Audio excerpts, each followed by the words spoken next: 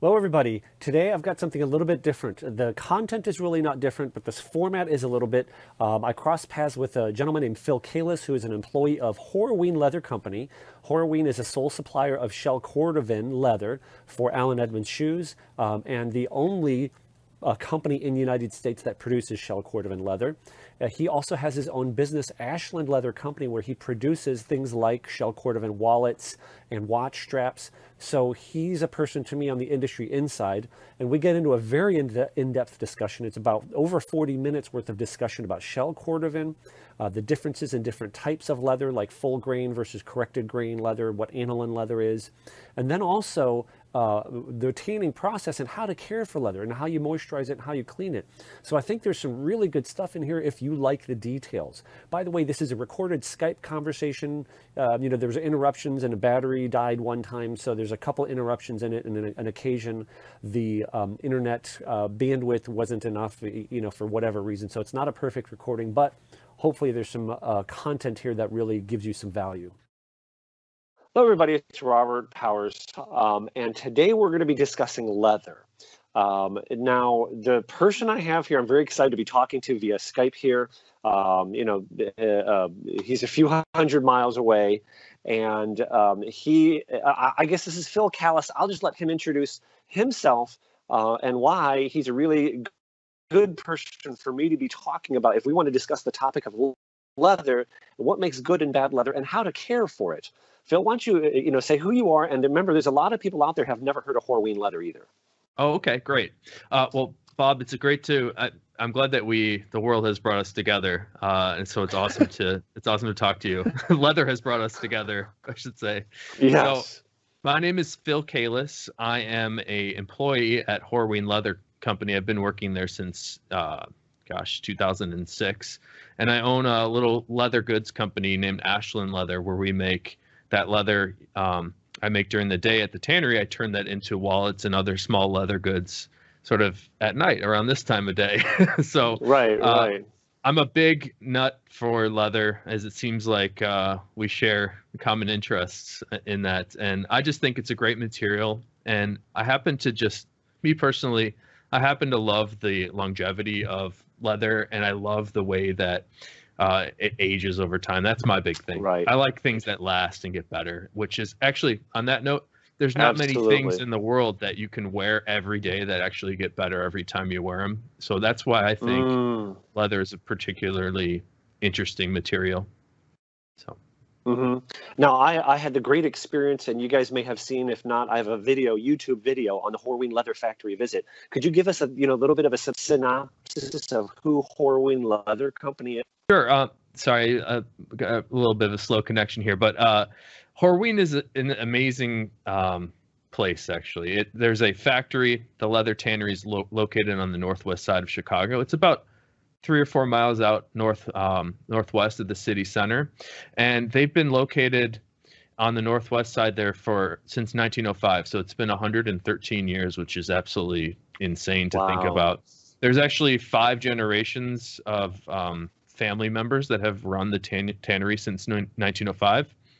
So it's a really incredible story, but it's also amazing because the tannery has produced several products that have become renowned over time. So the most popular and probably actually the biggest known is actually football leather, but the original and most popular leather was actually Shell Cordovan, which I'm assuming you're familiar with.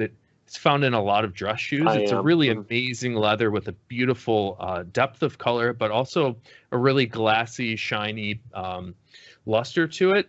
And actually the leather, when it was first developed by the Germans, it's 1800s, they called it Spiegelware, and that actually meant mirror goods. So it was leather that they thought looked like a mirror because of its bright, shiny luster. And the best part about Shell Cordovan is that it tends to retain that bright luster over time. So I've seen people probably like yourself that have had Shell Cordovan pairs of footwear that they've had for many, many years. I've actually have customers of mine that contact me telling me how they've worn their grandfather's shoes, and all they have to do is resole it. They just look better than they did 50 years ago. So it's a really amazing product. Just by the way, just for the audience out there, Alan Edmonds, if you know my channel at all, I'm a huge Alan Edmonds fan, have a few pairs. The full new retail price on a pair of, let's say, Alan Edmonds Park Avenues in calfskin leather is right now, as of late 2018, $425. If you take that same exact design shoe and say, I want it in Shell Cordovan, yes, they put a different sole on it. That's an upgrade. It becomes, I think, is it $695, I think? I'm not familiar with Alan Edmonds pricing, but it's fair to say that the Cordovan is top price. It's I'm pretty sure it's most expensive. Pretty sure it's $695. So basically adds, like almost $300 into the cost. And I saw the factory, the Horween factory. I visited and saw how it's made, and it takes between 6 to 9 months to produce Shell Cordovan from the hide, right? That's and I think there's only two pieces about the size of a Thanksgiving serving tray. 2 pieces about that big per horse is all you get, right? That's correct. The Cordovan actually. Oh, I have a piece right here. Nice. I have a Cordovan valet tray. So this is actually about as big as they get. So I make these little valet trays, but this is something I took out of scrap and made. But roughly like this big. They're not. Okay. They don't get much bigger than this. So that's now. Could you show that stamp? Could you show that? Because that's iconic. To anybody that knows Alan Edmonds shoes, the Shell Cordovan shoes come with that stamp on it. So it's like a little cult following thing, that right? That Horween stamp. Right. And I probably should have been better prepared because this is a reject shell that I... Oh, really?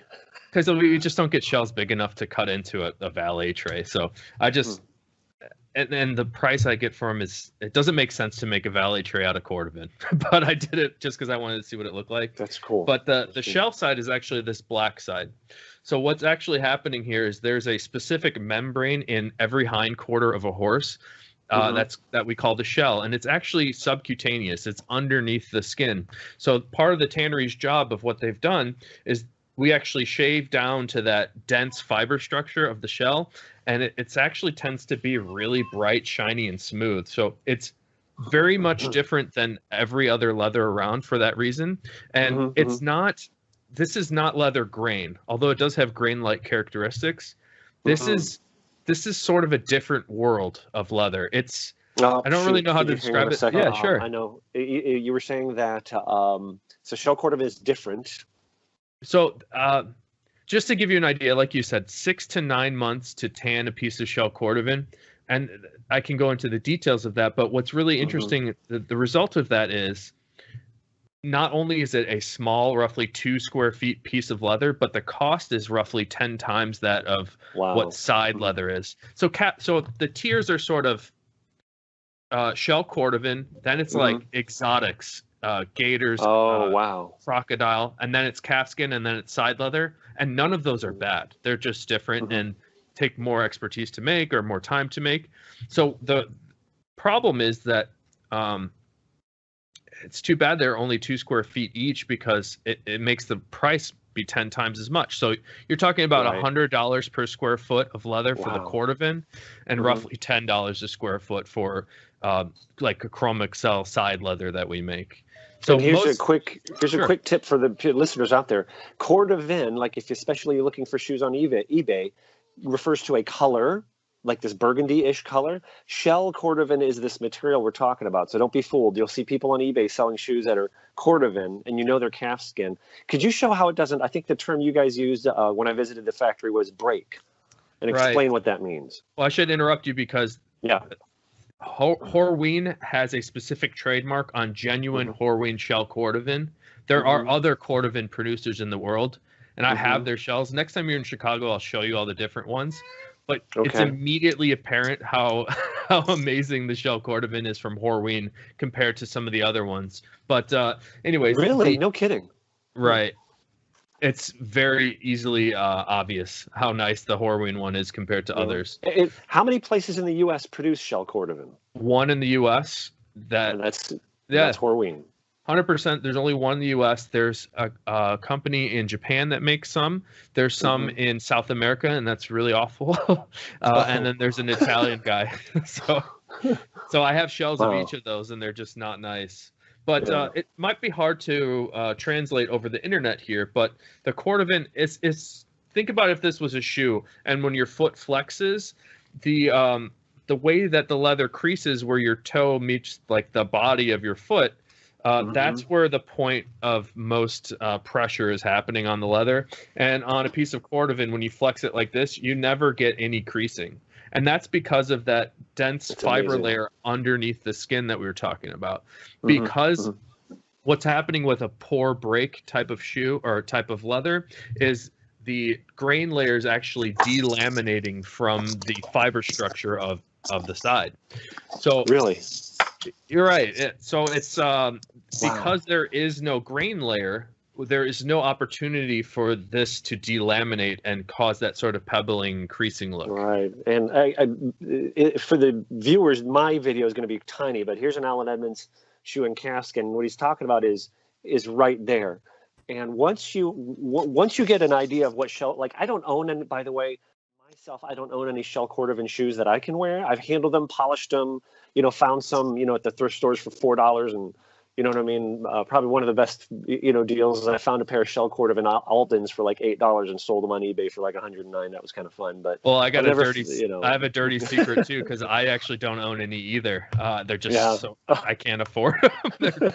But I do end up borrowing them from the Horweens. They're awfully nice to let me borrow those from time to time.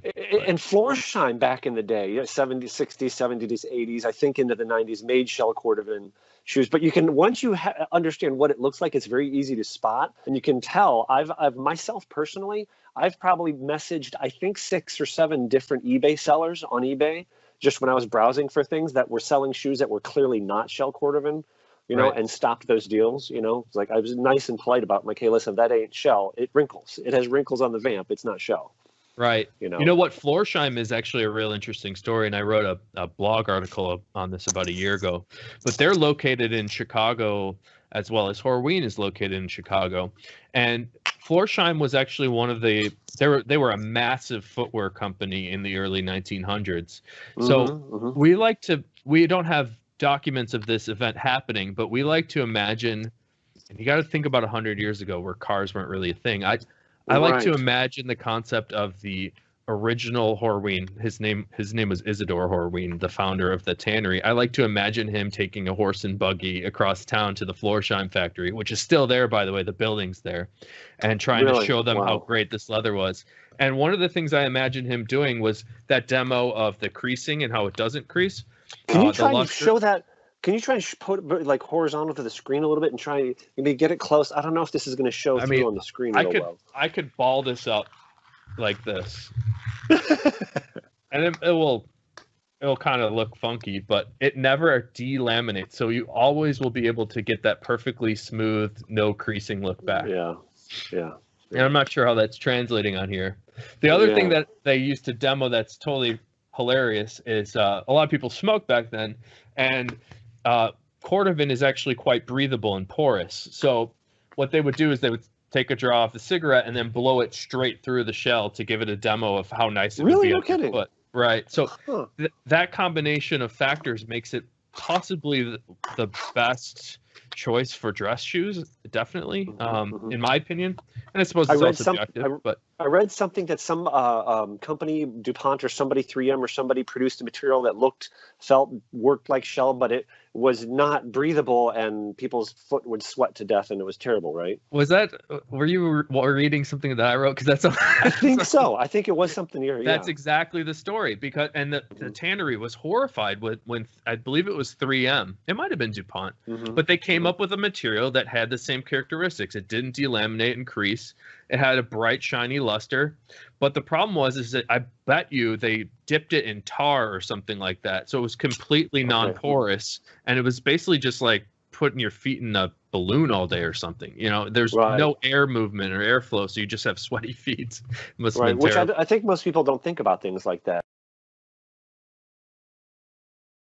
Here's one of the reasons, by the way, that, Phil, I wanted to talk to you. So Phil saw one of my videos. I'm trying to, whether people believe it or not, I'm trying to base my YouTube channel on integrity. It's one of my founding values that I believe in. So, like, for example, I've used Kiwi leather lotion, and I've said, why do I use Kiwi? Because I have it and it's worked. And I can't tell you it's good, great, or the best. And Phil, what he did was he reached out to me and sent me for free here. Let me put it right way up. I don't know. You probably can't see it there. The video is so small, right? But it's Tanner's Blend Leather Cleaner and Conditioner, Ashland Leather. Okay. And by the way, so this is my first, after what, 2.5 years of YouTubing about shoes, this is my first official actual perk. Okay. After about 480,000 video views total combined on all my videos and probably 50 videos, I got a perk, you know. So this this is worth cool it for a $20 bottle of lotion. but here's the reason I reached back out to you and wanted to do this. Okay. Now, just let me back up a second. Who is Bob, other than a shoe nut, an enthusiast, and a dad? Okay, this is not my living. YouTube, as of this time, I haven't made a nickel off of YouTube. It's not why I do it. It's just a cool, fun hobby. I love teaching. My background is I have a degree in mechanical engineering technology, and I worked in the engineering field. I no longer do. I work in finance now, but I worked in engineering for over a decade. And I worked on cars, so I've worked with natural materials. And like the example I talked to Phil was, you give me this, the chances are very low that I could put this lotion on a piece of leather at one time and say, oh my gosh, it's unbelievably better. It's like we'd have to put this on a pair of shoes over and over and expose it to the elements and then wait a decade to see if it failed. But when I was dealing in cars, there was like the 90s, late 90s when I was doing it, the PPG paint was like the top of the line, and it was double the cost of the other stuff. But once you understood the mechanics of rust and, metal rusting here in Northeast Ohio, and then, PPG makes an epoxy primer, it's epoxy based, it's going to adhere better than metal. Once I understood how the material broke down, and what went into the paint to put on it, then I felt like I could make an intelligent decision. That's why I want to talk to you, Phil, because you work in the industry, you know how leather is constructed. Maybe one of my first questions for you is, can we even go back a step outside of Shell Cordovan? All leather basically comes from the skin of an animal, right? Right. Correct me if I'm wrong. Tanning is the process by which a chemical process occurs and additives are added into the leather to convert the skin that will degrade and rot into what we call leather, correct? That's right. So the way I like to think of it is there's actually 2 steps of the main part of tanning, but there's many steps, and Horween actually happens to do all of the steps. So we take a rawhide and at the end of our process, you'll get a finished piece of leather. That's not a finished shoe. That's not a football. That's not a baseball glove. It's a sheet of leather. So we start with the hide. We end up with a sheet of leather. But what's happening, the biggest function of a tannery is to take something that is infinitely variable, like an animal hide, and turn it into the same thing every time. So what we do is that we actually remove the hair and we preserve the hide. That's sucking out all the fats that are going to rot and deteriorate and turn into dirt eventually. And then later we replace those fats in a process called retanning to make the leather look good, feel good, and smell good. And also so it doesn't crack and break essentially when you go to fold it or make a shoe or turn it into anything. So we're taking out the fats that are bad or will rot, and we're replacing them with nice greases, oils, and waxes that look good, feel good, smell like leather. But there's quite a bit more to it than that. But that's the way I like to simplify it down, is we're curing it and making it flexible. Okay, because a lot of what I talk about on my shoe channel, the shoes on my channel here, you could go buy a $40 shoe. You could go buy a $40 shoe, and then you look at an Allen Edmonds shoe for $400.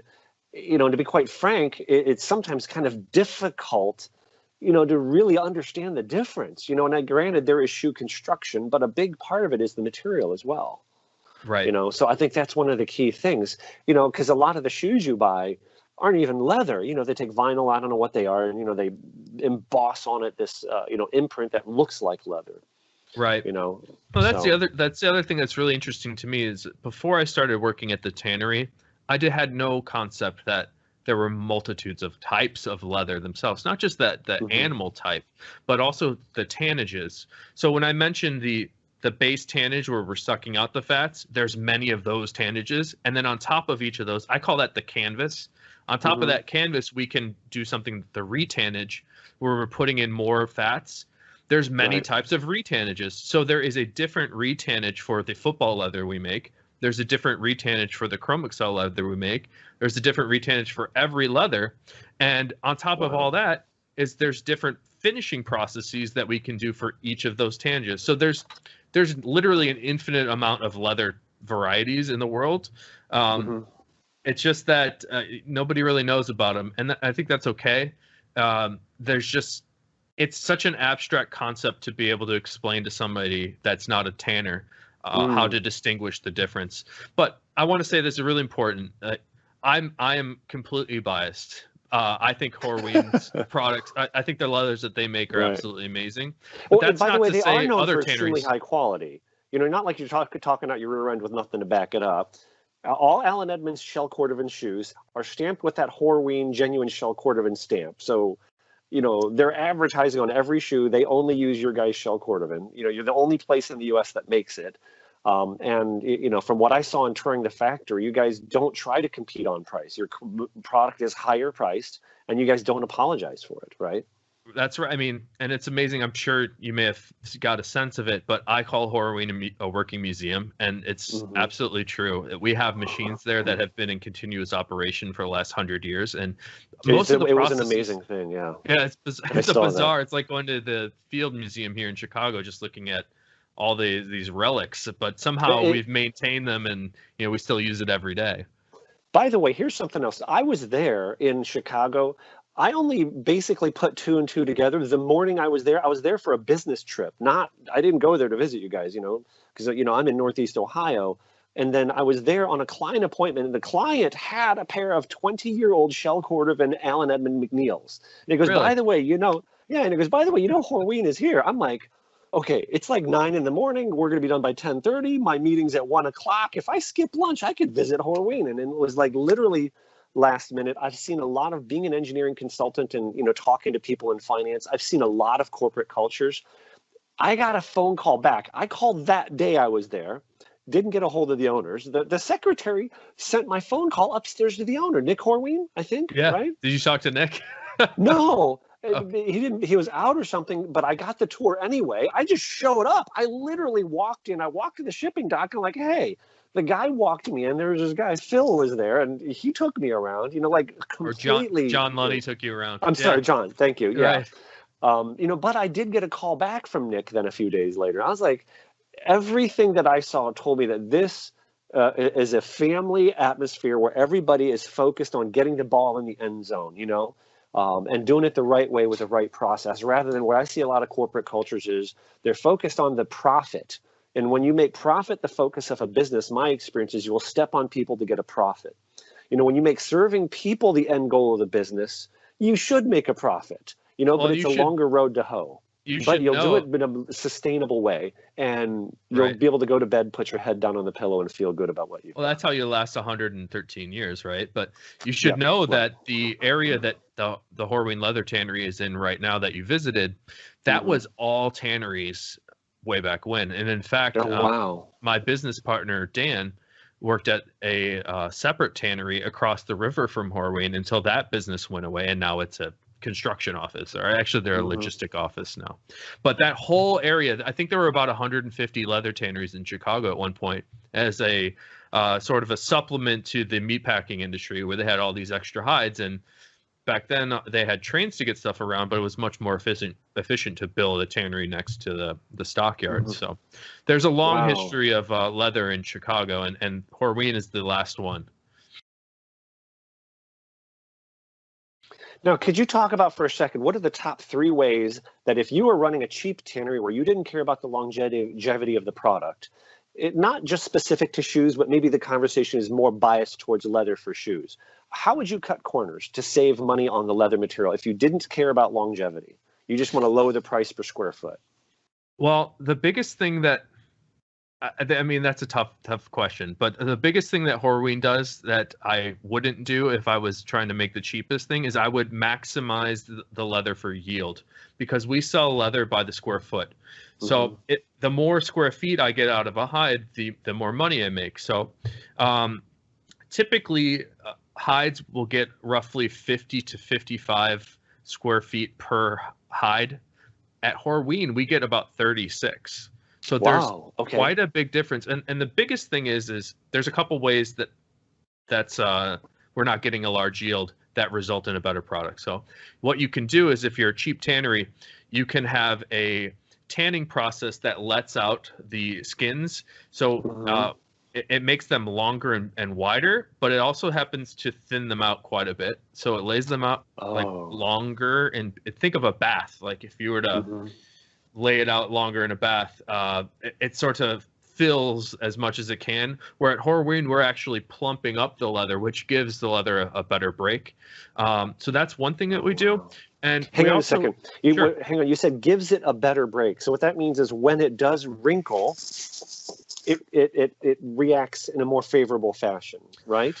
Right. And gosh, it's hard. It's we pretend that it is objectively better, but a lot of people don't know and don't care. We happen to be snobs about break at the tannery, so we really pay attention to that. And there's different there is types a difference. Of breaks, because here's a Florsheim shoe, and from looking at this, and it's a Cordovan color. This shoe was probably made in the 2000s. To me, it's very clearly corrected grain leather. And yeah, I know you can't see here. Maybe I'll edit in a video, but when you bend it, the way it creases right there, it's very different. The leather is a very different look and feel than the Allen Edmonds shoe.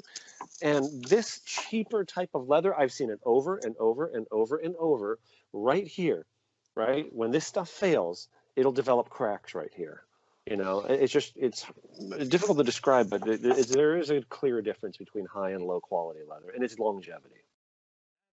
That's the easiest way to spot a poor quality leather is what you see is there's so much finish covering up. And that's another thing is we use better hides. A poor tannery will use terrible hides with a lot of natural imperfections, which are fine. But what they end up doing is they cover it with so much finish that at the end of the day, it's more finished than leather. So at Horween, we tend to make more aniline type leathers, which means we're just using straight dyes as opposed to pigments. And that's analogous. Right. And that word is A-N-I-L-A. Hang on. A-N-I-L-I-N-E is how that's spelled, right? Right. And that's that's kind of a tough word too, but the way I like to think of aniline leather is like looking at wood. So if I took a piece of wood right now and I hand stained a stain on it as opposed to brushing some paint on it, that stain would be analogous to an aniline finish, whereas a paint that covers up all the grain, you can't really see through the paint. That is more of a pigmented type of finish.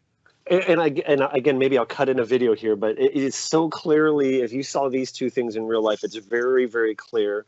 The Florsheim shoe, you're seeing one color, it's perfectly smooth. It looks like paint. I don't know what it is, but it's, we're here with the Allen Edmonds shoe, the full grain leather, aniline leather. You can see the tiny microscopic pores, wrinkles, imperfect. It looks like an animal. Yeah, and so for me, it's like, why even call it? I think people will do that high amount of finishing on a piece of leather to sell it as leather, but to me, it's like might as well just not even use leather, just use something else. It kind of defeats the purpose to me. But again, like it's hard for me to sort of poop on this stuff because I think it's all good. I mean, I think everybody should like everything that they do like, and just because I'm a snob doesn't mean that I'm right. I just like I know too much about it that I think it actually makes it worse for me to live in the world because I'm always judging leather goods. So when my wife brings home a Louis Vuitton bag, she goes, "Oh, what do you think about this leather?" I go, "Oh yeah, it's not. I mean, I can't. It's hard. It's hard because it's honestly subjective." Right.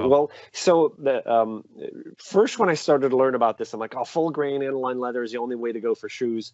I have a video, what is it called? Restoring a terribly salt-stained pair of J&M's, Johnson and Murphy shoes. So what I found out, though, was like this guy at our office, was not into wearing overboots, and we get, salt and they plow the streets and salt them here, in Northeast Ohio. And so he wore them out without overboots on and got salt water into the leather. So one thing I figured out is now correct me if I'm wrong, the corrected grain leather, because it has this coating, is more water, I shouldn't say as much water, like chemical and oil resistant. Is that a fair statement? It seems to be. It takes longer for the stuff to penetrate into that. I think that would be a safe assumption, but I'd have to know a little bit more about what they actually put onto that finish system. It's hard to know. Right. But that would make logical sense. I should tell you. I should tell you with the salt thing, and I think I skimmed your salt stain video, but it's really interesting is you can treat the leather like you would treat your skin, like your hands. You can wash the leather, you can wash your shoes with soapy water, but the consequence like of that saddle is, soap. Saddle soap I've had good success with, but I've actually surprisingly had really good luck with just dish soap. Wow. Okay.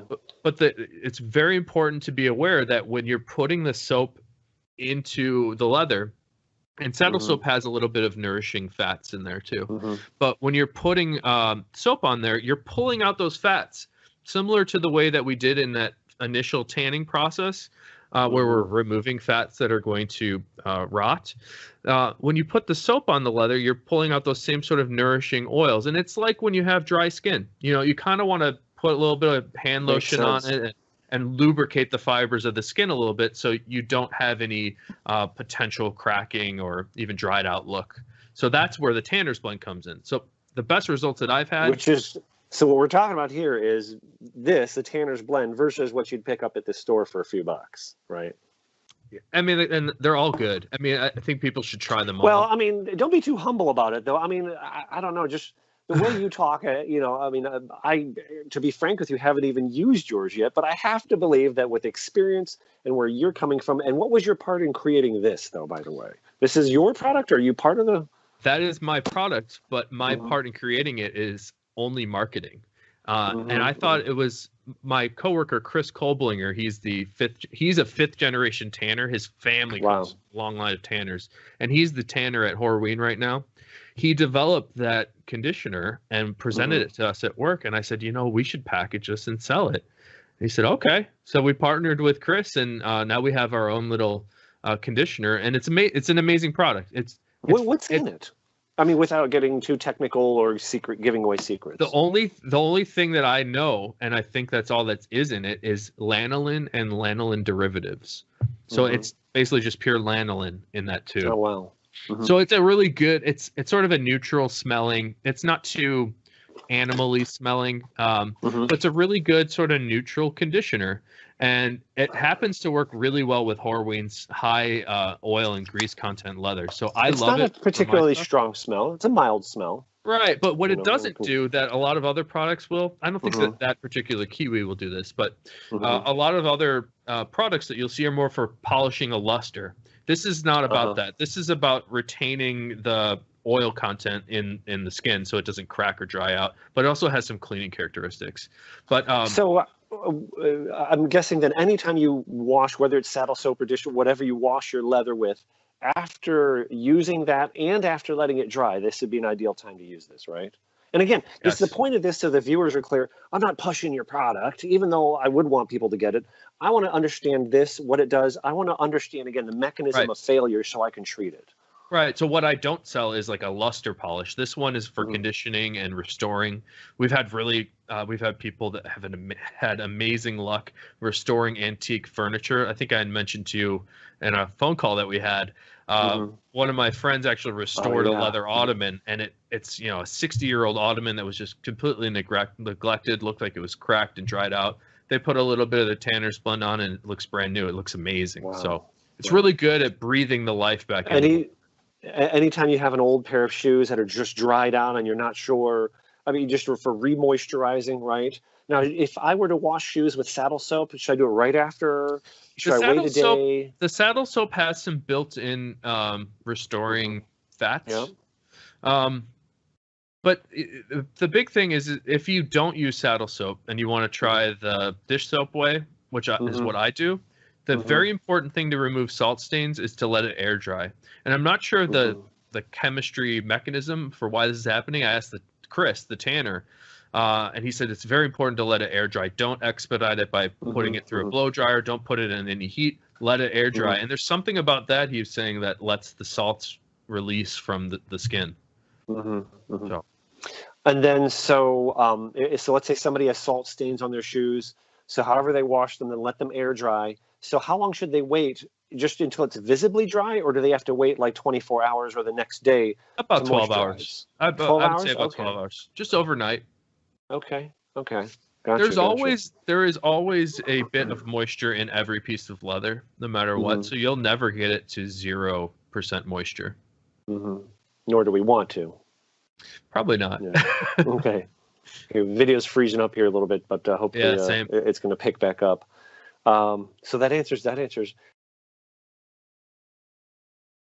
So what about Shell Cordovan? Does it require more care, less care? It seems like it's pretty durable and requires less care. I'd say less care, just because it doesn't tend to dry out because there's a high concentration of those natural greases, oils, and waxes in them. Did I lose you, Bob? Are you still here? I can still hear you. The video's frozen, but yeah, same. But what's interesting about Cordovan is because we don't have that grain layer of structure, we have the shell membrane, which is actually about 1 millimeter thick, depending on the shell. When you scuff and scratch a piece of shell, you can actually fill that scratch back in, which is a very unique feature to this leather. And I've had good luck with just taking the backside of a spoon and rubbing out a crease in the leather, and it actually tends to smooth it right out. It's actually kind of an amazing almost parlor trick. self-healing. Right. Okay. Wow, that's pretty amazing. So I think we could talk forever about, kind of keep this to a narrowed subject and try not to overload people as well. What should we be looking for? Again, let's keep it narrowed more for shoes. If we want high quality leather, the main thing I think I do is look for that full grain aniline leather, And that's a tough question for me to answer, mainly because I'm biased, but also because it's subjective. I would say that people should go to a brand that they know is reputable and that they have heard of before and have had people recommend them to. So whether that's Allen Edmonds, like you've been mentioning, I also think Alden makes an amazing shoe.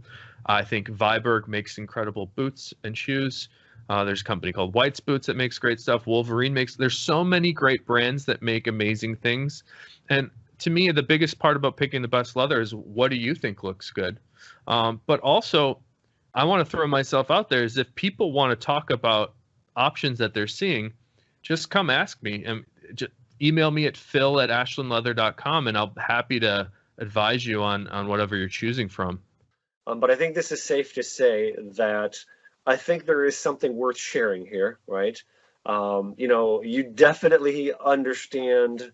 This is exactly what I was hoping that I was going to get, was somebody that knows how leather is made, because it is, again, it's probably, if you don't know what you're looking at, I think it's one of the most, not deceptive is not the right word I'm looking for, dark secret materials. Like I said, some shoe that's $40 and then you have one that's $800, and on a quick glance they look similar, or maybe you have a $200 shoe that is Goodyear welted, versus a $700 shoe, and you're looking at them like, why should I pay more? Again, we don't have enough lifetimes to say, well, I'm going to buy it, wait 10 years, then find out that I wasted my money I could have had. We need to shorten that learning curve, and this is exactly what I was hoping would happen.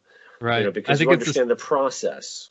You can't, it's one of those things, it's like food. You can get, very cheap food that's full of, nasty things and, all kinds of, preservatives and stuff, and like my mother, is an amazing cook. My mother's 84 years old. She quit mowing her own grass. I think she was 79, Oh my gosh. and, she can still jump rope at 84 years old, Unbelievable.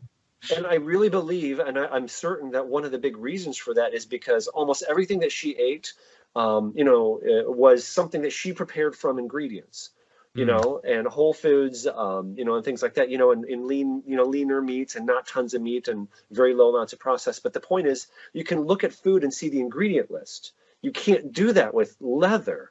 And I think that's probably one of the most fascinating things about this is, like, what are you getting and how do you care for it, and what are you doing with it and when should it be used? Because so much what I see on the internet is conjecture. So it's like you get a little bit of information. You hope that this guy on Style Form is really right because he sounds good. A little bit of scientific information because I have a little bit of an engineering background, and then you follow some people who are experts and they've had good success, but it's still, a lot of it is a guessing game, That's right. But I mean, like we're not going to talk about it today, but I brought like my stash of sapphire. Like they have the sapphire cream polish. This I haven't even used this yet. And what is That this? neutral. The Medallion. This is the what is this? This is the Cordovan cream. No, this is the Cordovan cream. This is for the this is for calfskin, but this is the moisturizing cream they have. Or is it the cleaner? Renovator, the Renovator. That is a really nice. That's a really nice Cleaner product. Conditioner. Yes. And we talked a little bit about like the kiwi, versus. Here's another thing that I've used quite a bit. That's Renomet is very cool. It's very cool. This to me is a cleaner, is what I use this for, right? To clean off old polishes and things off of the surface of leather. I've seen pairs of shoes that people have worn where their kids got a hold of some crayons or markers, and the Renomet cleaned it right up without ruining the finish. It's a really that's a really special product. Yeah, it works very well. It does take some elbow grease. I did a video recently. I found a pair of Allen Edmonds at a thrift store. I forget what date they were. I think that based on the logo, I think the newest they could have been was 36 years old. And they were just caked on, and they looked cracked like alligator skin. But from looking at it, I knew it was the finish. What was on the finish, not the leather. And used that, and it took some elbow grease, but I stripped it all off, and they looked not new, but they looked pretty darn good, when they were done. So right. But it did. It took off everything on top of the leather without touching the leather or the finish on the leather itself. So yeah.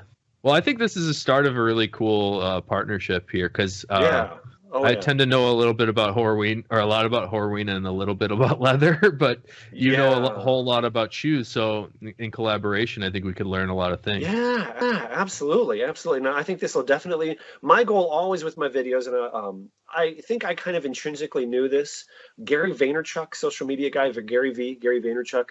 If you watch him, anybody out there, if the F word offends you, don't watch him. He's horrible with his language, but he has a really good point. He says you never focus on getting people to like your videos or your posts. You focus on content, and I've always, and what I'm doing here, I don't try to go wide. I don't try and be an expert on everything. I'm pretty narrow, but what I am talking about, I try to drill way deep down on so people get a good understanding. And that's been my goal, is to bring people value. And I think this will be some good stuff here. So yeah, absolutely. Cool. Okay. Well, it's been a pleasure. All right.